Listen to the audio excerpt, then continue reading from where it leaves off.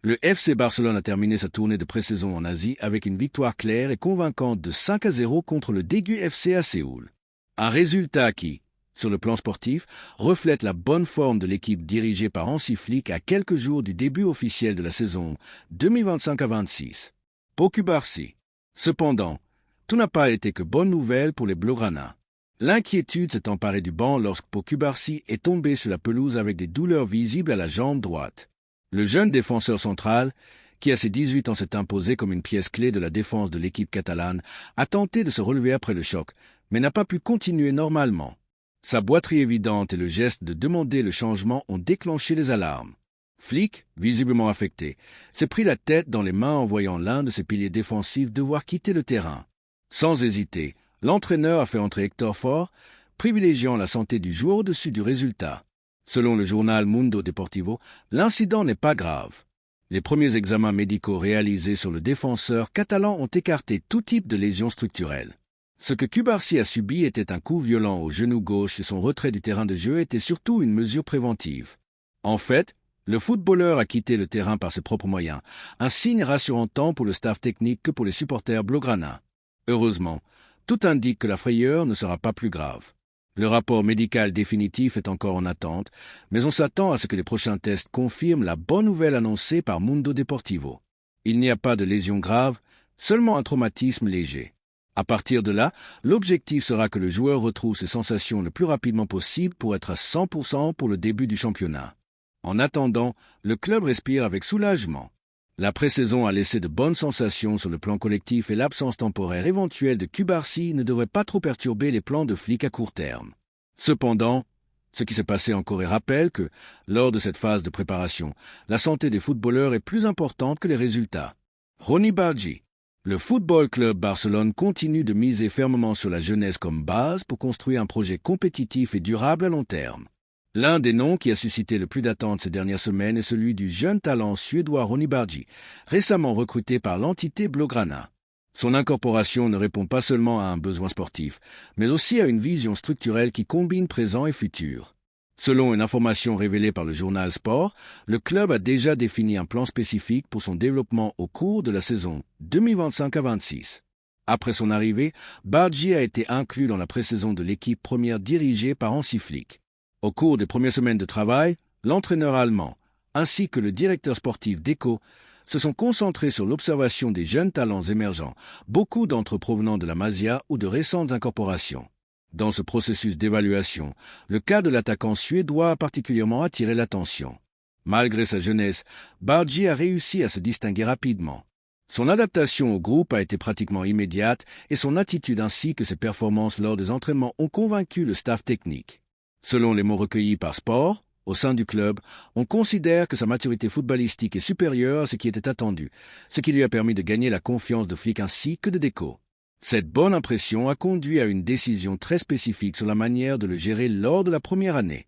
Le Barcelone a choisi de l'inscrire officiellement comme joueur du Barça Athletic, ce qui lui permet de maintenir un rythme compétitif avec l'équipe réserve si nécessaire.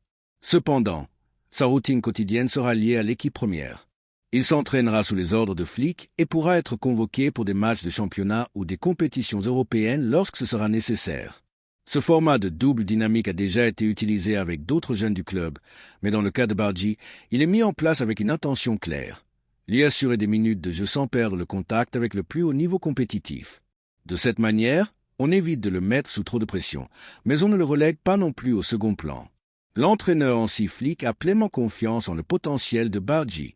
L'entraîneur allemand considère que son profil peut être très utile lors de la saison exigeante qui approche où la profondeur de l'effectif sera cruciale.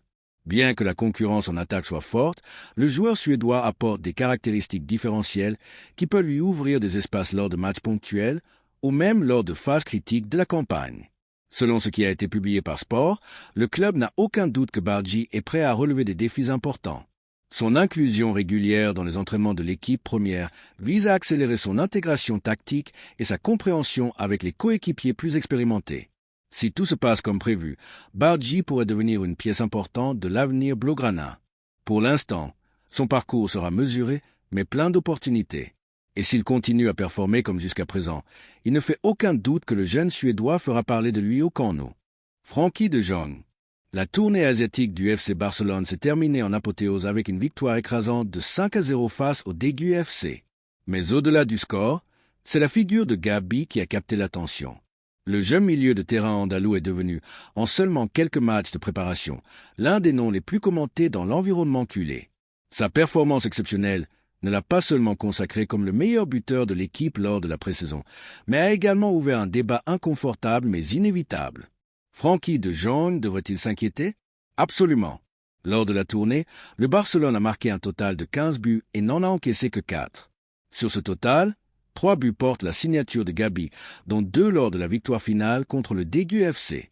Au-delà des chiffres, son déploiement physique, sa clarté tactique et son leadership naturel l'ont positionné comme une pièce fondamentale pour le schéma de Hansi Flick.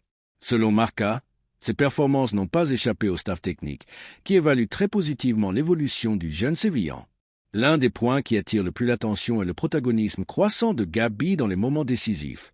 Son impact n'a pas été seulement offensif, mais aussi comme une figure capable d'organiser l'équipe depuis le milieu de terrain.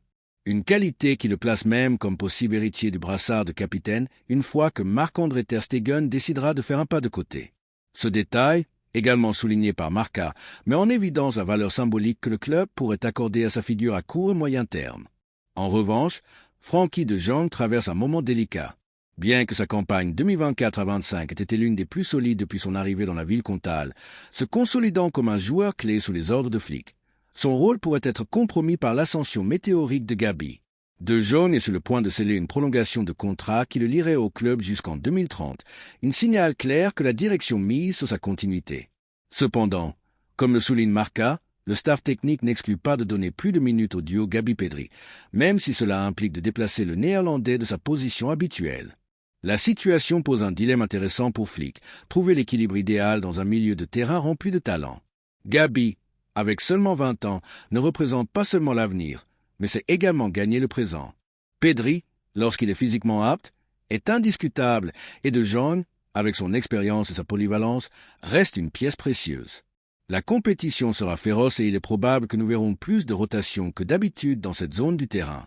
Le début officiel de la saison servira de thermomètre pour mesurer comment Flick gère cette abondance de qualité au milieu de terrain. Ce qui semble clair, c'est que Gabi a envoyé un message sans équivoque avec ses performances. Il est prêt à être titulaire indiscutable au FC Barcelone. Frenkie de Jong est-il prêt à accepter un rôle plus secondaire ou se battra-t-il pour réaffirmer sa place face à la poussée de Gabi? Lamine Yamal n'est pas seulement une promesse pour l'avenir du FC Barcelone, c'est déjà une réalité brillante dans le présent. À seulement 18 ans, le jeune ailier fait l'objet d'une planification très précise de la part de l'entraîneur blaugrana Hansi Flick, qui a misé pleinement sur le développement de sa croissance technique, physique et mentale. Loin de se fier uniquement au talent naturel du jeune joueur issu du centre de formation, Flick a conçu une stratégie personnalisée pour renforcer des aspects concrets de son jeu. Selon le journal Sport, l'entraîneur allemand a identifié 2 domaines prioritaires à travailler avec Yamal: l'utilisation de son pied droit, moins dominant, et sa capacité de finition dans le dernier tiers du terrain. Lors de la récente tournée de pré-saison en Asie, Flick s'est concentré sur le développement du jeune international espagnol. Les entraînements ne se terminaient pas au coup de sifflet final. Lamine restait sur le terrain pour effectuer des sessions spécifiques, conçues par le staff technique, centrées sur son pied droit. Des exercices de tir, des manœuvres en 1 contre 1 et des simulations de situations réelles de match ont été une partie fondamentale de ce processus. Flick a supervisé chaque mouvement avec une précision chirurgicale. Il ne s'agit pas seulement de répéter des exercices, mais de corriger de petits détails dans les déplacements, le positionnement corporel lors de la frappe et la prise de décision sous pression. L'objectif est ambitieux. Que Yamal gagne en confiance et en efficacité également avec son pied le moins habile, ce qui le rendrait encore plus imprévisible pour les défenses adverses. Et les fruits commencent déjà à se voir. Comme le souligne Sport, l'ailier a surpris lors des entraînements avec des buts marqués du pied droit, ce qui était peu habituel chez lui il y a encore quelques mois. Cette évolution technique a été accompagnée d'une maturité croissante sur le terrain. L'un des moments les plus révélateurs du progrès de Yamal a été vécu lors du match amical contre le FC Séoul. Dans une action individuelle, il a dribblé avec son pied droit, déstabilisant le défenseur, et a conclu avec son pied gauche habituel, une séquence brève mais qui synthétise tout le travail derrière. La consolidation d'un joueur ambidextre avec des ressources variées et capable de générer du danger depuis n'importe quel secteur du terrain. Cette capacité à combiner les deux pieds et à être imprévisible est précisément ce qui enthousiasme le plus Flick. L'entraîneur tend voir la mine bien plus qu'un ailier classique. Son idée est de le transformer en une figure polyvalente en attaque, capable de briser les lignes depuis le côté ou de déséquilibrer depuis des positions plus centrales. Bien que les résultats de cette planification soient déjà visibles, Flick ne pense pas seulement à l'immédiat. Son projet avec Yamal est à long terme. Il ne cherche pas seulement à ce qu'il marque plus de buts cette saison, mais à former un joueur qui, à l'avenir, puisse mener offensivement le Barcelone, s'adaptant à différents besoins tactiques. Conscient du potentiel unique qu'il a entre les mains, l'entraîneur lui construit une version plus complète et dangereuse de la mine. La combinaison de talent, de discipline et de travail individualisé peut faire du jeune joueur l'un des attaquants les plus déterminants du panorama européen dans les années à venir. Le temps dira si ce plan personnalisé porte tous les fruits promis. Mais ce qui est certain, c'est que le Barcelone voit déjà des signes clairs que l'approche de Flick pourrait marquer un avant et un après dans la carrière de sa jeune perle. Rafinha et Marcus Rashford. Le FC Barcelone a clos sa tournée asiatique avec une victoire écrasante de 5-0 contre le Daegu FC en Corée du Sud, scellant ainsi une pré-saison qui n'a pas seulement laissé des buts et des sensations positives, mais aussi des doutes stratégiques que Hansi Flick devra résoudre avant le début de la saison 2025-26. A priori, Rafinha ne devrait pas se sentir menacé. Sa campagne spectaculaire de l'année dernière, où il a fait partie de l'équipe qui a remporté le triplé national, le maintient au sommet du projet Blaugrana. Avec 34 buts et 25 passes décisives en 57 matchs, l'ancien joueur de Leeds a été, avec la Yamal, l'un des grands atouts offensifs du club. En fait, Mundo Deportivo a récemment souligné que Rafinha reste l'un des footballeurs les plus appréciés au sein du staff technique et de la direction sportive du Barcelone. Une évaluation qui, pour l'instant, le place devant Rashford dans la lutte pour le poste d'ailier gauche. Mais Hansi Flick n'est pas venu sur le banc culé pour le gérer de manière évidente. L'entraîneur allemand a montré lors de cette tournée son intérêt à explorer de nouvelles combinaisons. Par exemple, à plusieurs reprises lors des matchs amicaux, Rafinha a quitté le côté pour se positionner comme meneur, une fonction qu'il avait déjà occupée à certains moments de la saison précédente. L'arrivée de Marcus Rashford a été tout sauf discrète. L'attaquant anglais n'a pas seulement montré de l'intensité et de l'engagement, mais aussi une efficacité qui a déclenché les alarmes pour ceux qui pensaient que son arrivée serait symbolique. Avec des buts, des passes décisives et de la mobilité, Rashford a démontré qu'il voulait plus que des minutes résiduelles. Il veut rivaliser et il le fait dès maintenant. Flick a entre ses mains un dilemme tactique. Rashford est naturellement ailier gauche, tout comme Rafinha, ce qui rend la répartition des rôles plus complexe. La solution la plus logique semble passer par la polyvalence. En ce sens, Rafinha part avec un avantage. Il peut jouer des deux côtés et aussi plus central comme meneur.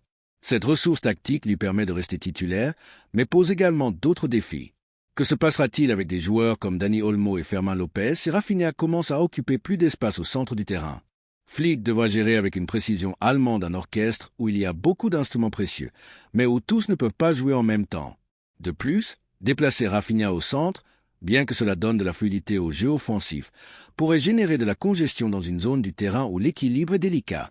L'entraîneur devra trouver des formules pour garder tous ses talents actifs sans perdre de cohésion tactique. Bien que Rashford puisse être une menace, il peut aussi devenir un complément idéal.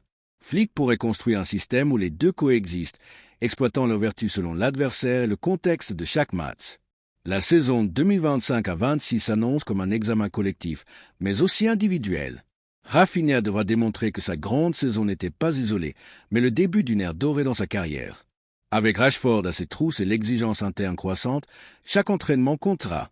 Rafinha sera-t-il capable de maintenir son statut au Barcelone ou la poussée de Rashford l'obligera-t-elle à se réinventer complètement?